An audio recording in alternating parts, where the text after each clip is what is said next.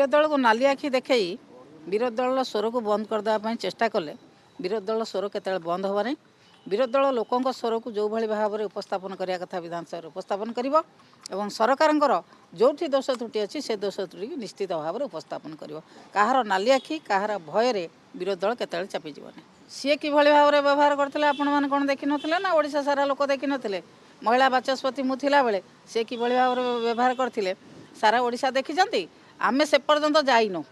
से माने जदि बाध्य करेंगे आम से पर्यंत जीव विधानसभा हूँ विरोधी दल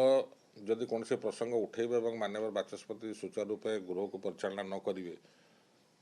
ताले अनुरूप भाव में हट्टगोल हो अचला परिस्थिति सृष्टि हो तापर सी दायी हे परिचालना तो दक्षता पर सबकिछ निर्भर करे ना कि विरोधी दल पर निर्भर करे विरोधी दल जदि जो प्रसंग उठाइबा चाहिए ताकू जदि चेयर बा माननीय बाचस्पति महोदय जदि ठीक भाव में अनुसरण नक विधानसभा विरोधी दल को उचित समय नदेवे तो हट्टगोल हवा सुनिश्चित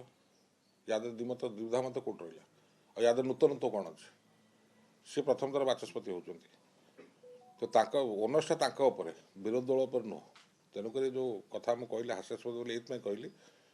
कि सी कि भाव में गृहर मालिक से गृह को कि भाव चलेबे निर्भर करे आपन गोटे गाड़ी दिज्व आपड़ जब गाड़ी ठीक चल नहीं पारे गाड़ी एक्सीडेंट हो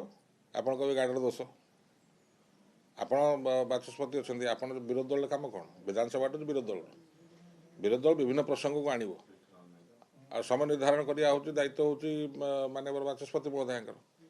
सी जो ठीक परिचालना न करेंगे विरोधी दल को कंठरोध करने चेष्टा करेंगे सरकार दल को बेसी प्राधान्य देवे इश्यू गुड़ाक लुचाइबा चाहिए हट्टगोल हम स्वाभाविक गोटे स्वाभाविक प्रक्रिया गणतंत्र आप विरोधी दल स्वर को कंठरोध करेंगे ना